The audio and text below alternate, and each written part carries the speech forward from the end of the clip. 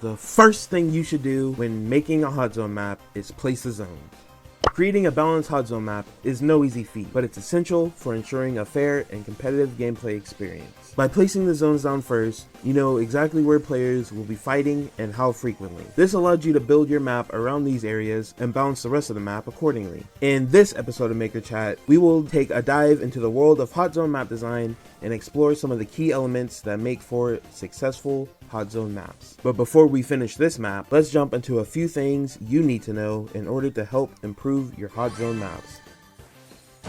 Single zone maps are great for beginners due to their simplicity. These maps often play like simplified versions of gym grab maps, with the zone located in the very center of the map to ensure fairness and strategic opportunities for both teams. Choke points play a crucial role in shaping gameplay dynamics, as demonstrated by maps like Dueling Beetles and Ring of Fire. These choke points create engaging gameplay with successful passage through them, putting players in advantageous positions. However, it's important to be mindful of map design elements like excessive grass, which can make it challenging for players to check certain areas on the map. Ensuring easy exits from the spawn area helps prevent unfair spawn trapping, although some degree of spawn trapping is inevitable.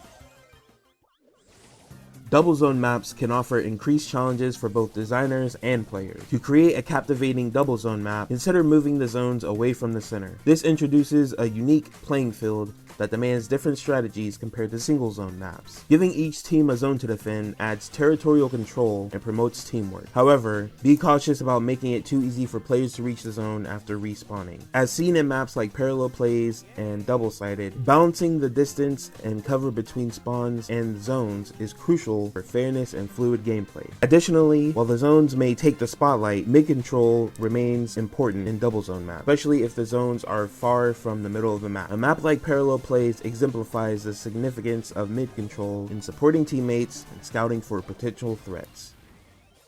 Triple zone maps can also offer a diverse and complex gameplay experience. When designing these maps, you have the option to choose between complexity and simplicity. Complex maps like Imbalance can be more challenging to design, but provide rewarding gameplay. Imbalance plays similarly to double zone maps by using vertical symmetry, which each team has a zone to defend and another to fight for. Strategic options include rushing the enemy zone to prevent them from capturing their own, or focusing on capturing the neutral zone first. On the other hand, maps like Quarter Pounder offer a refreshing change with their simple 3-lane layout, providing unique gameplay compared to other maps. It still retains the incentive to move and position in lanes due to the presence of 3 zones, but depending on the situation or the map design, that might not always be necessary. It's important to note that teams capturing zones on both double and triple zone maps gradually shift gameplay and points of interest for each team. This knowledge can be utilized to create safer pathing for zone attackers or to facilitate easier defense of a team's zone. Now with all that out of the way, I can finally finish my hot zone map. After placing your zones down, you'll want to start brainstorming and visualizing how you want the map to play out. While you can start this process before placing the zones, having them in place beforehand can provide valuable insight. When I began designing my map, I aimed to create a dynamic gameplay experience with a long, open path connecting the 2 zones together. My vision was to make it the quickest route between the 2 zones, but also fraught with danger. Keeping this objective in mind, I crafted a long corridor-like area that captures the essence of speed and risk.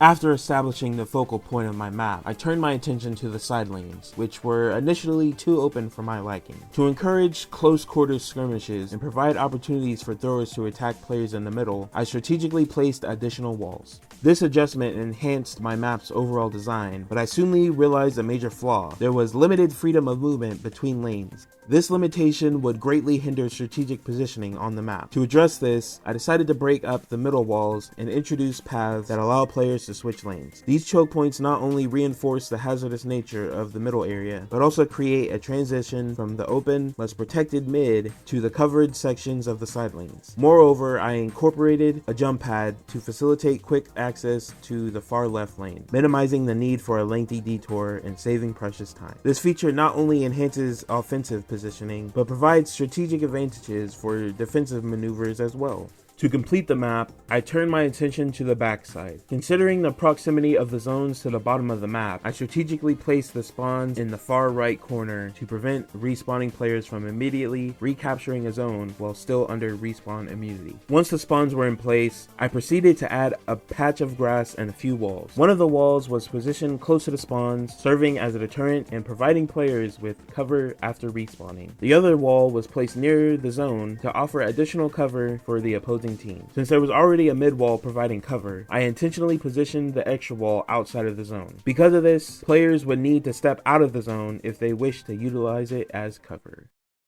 To ensure the balance of the map, thorough playtesting is essential. I highly recommend conducting playtests with real players rather than bots, as bots tend to rush the closest zone and rarely engage in direct interactions. When playtesting with real players, pay close attention to the difficulty of capturing the enemy zone, defending your own zone, recapturing your team's zone, and the potential for spawn trapping the enemy team. Based on my experiences, creating a design where it's relatively easy to defend your team's zone and hard to recapture it can lead to a balanced gameplay experience. However, as long as the gameplay remains fair and balanced, you have the flexibility to design the map according to your own vision.